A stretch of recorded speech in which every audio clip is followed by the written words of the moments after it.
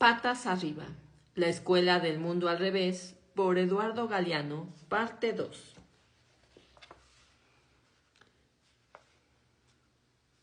La economía mundial es la más eficiente expresión del crimen organizado. Los organismos internacionales que controlan la moneda, el comercio y el crédito practican el terrorismo contra los países pobres y contra los pobres de todos los países con una frialdad profesional y una impunidad que humillan al mejor de los tirabombas. El arte de engañar al prójimo que los estafadores practican cazando incautos por las calles llega a lo sublime cuando algunos políticos de éxito ejercitan su talento. En los suburbios del mundo, los jefes de Estado venden los saldos y retazos de sus países. A precio de liquidación, por fin de temporada, como en los suburbios de las ciudades, los delincuentes venden a precio vil el boletín de sus asaltos. Los pistoleros que se alquilan para matar realizan en plan minorista la misma tarea. Crímenes que se elevan a la categoría de glorias militares. Los asaltantes, el acecho en las esquinas, pegan zarpazos que son la aversión artesanal de los golpes de fortuna asestados por los grandes especuladores que desvalijan multitudes por computadora. Los violadores que más ferozmente violan la naturaleza y los derechos humanos jamás van presos. Ellos tienen las llaves de las cárceles. En el mundo tal cual es, mundo al revés, los países que custodian la paz universal son los que más armas fabrican y los que más armas venden a los demás países. Los bancos más prestigiosos son los que más narcodólares lavan y los que más dinero roban guardan. Las industrias más exitosas son las que más envenenan el planeta. Y la salvación del medio ambiente es el más brillante negocio de las empresas que lo aniquilan. Son dignos de impunidad y felicitación quienes matan la mayor cantidad de gente en el menor tiempo, quienes ganan la mayor cantidad de dinero con el menor trabajo y quienes exterminan la mayor cantidad de la naturaleza al menor costo. Caminar es un peligro y respirar es una hazaña en las grandes ciudades del mundo al revés. Quien no está preso de la necesidad, está preso del miedo. Unos nos duermen por la ansiedad de tener las cosas que no tienen y otros nos duermen por el pánico de perder las cosas que tienen. El mundo al revés nos entrena para ver al prójimo como una amenaza y no como una promesa. Nos reduce a la soledad y nos consuela con drogas químicas y con amigos cibernéticos.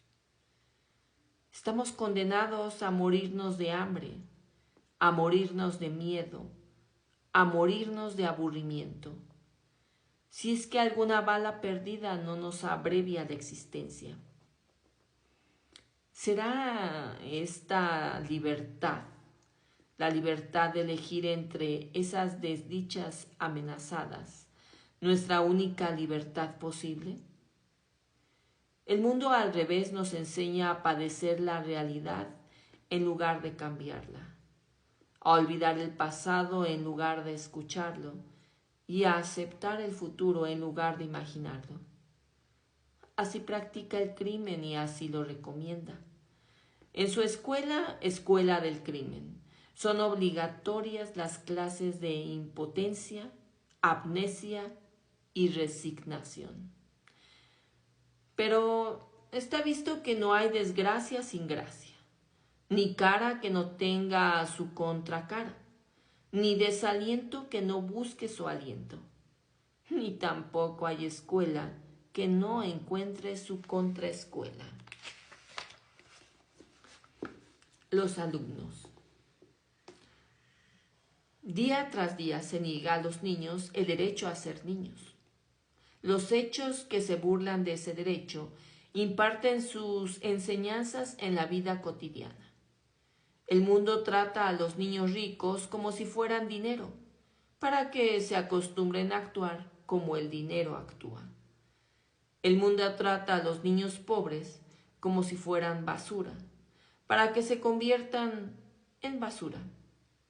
Y a los del medio, a los niños que no son ni ricos ni pobres, los tienen atados a la pata del televisor para que desde muy temprano acepten como destino la vida prisionera. Mucha magia, mucha suerte tienen los niños que consiguen ser niños. Los de arriba, los de abajo y los de en medio.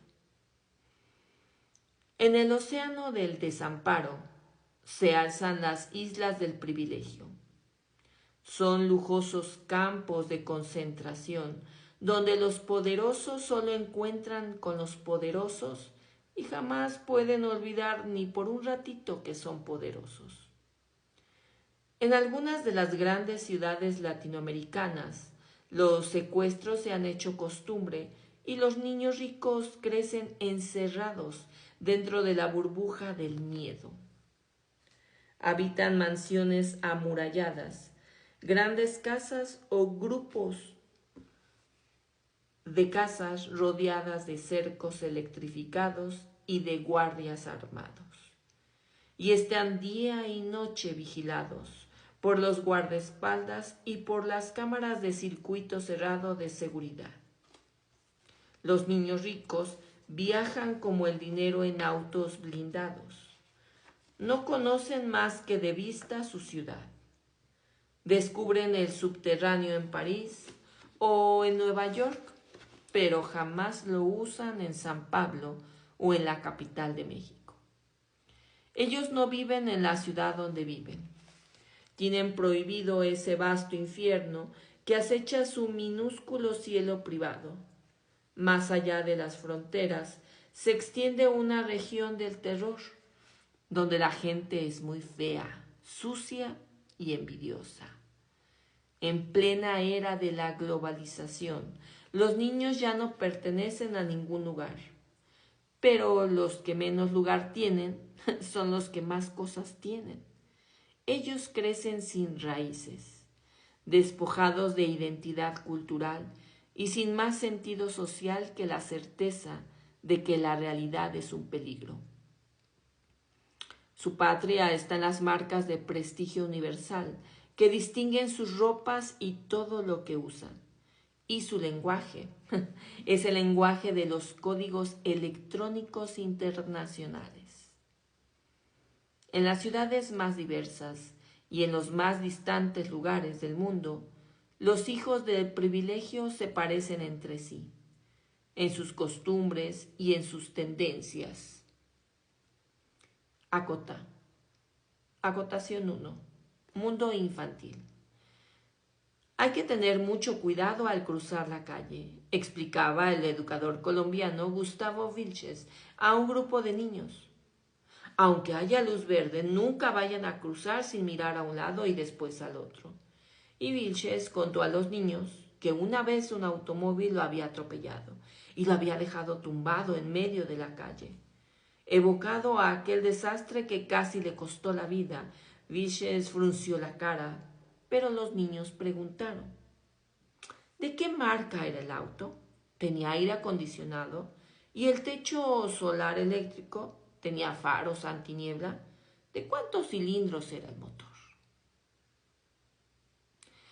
Como entre sí parecen en los shopping centers y en los aeropuertos, que están sin fuera del tiempo y del espacio. Educados en la realidad virtual, se deseducan en la ignorancia de la realidad real, que solo existe para ser temida o para ser comprada.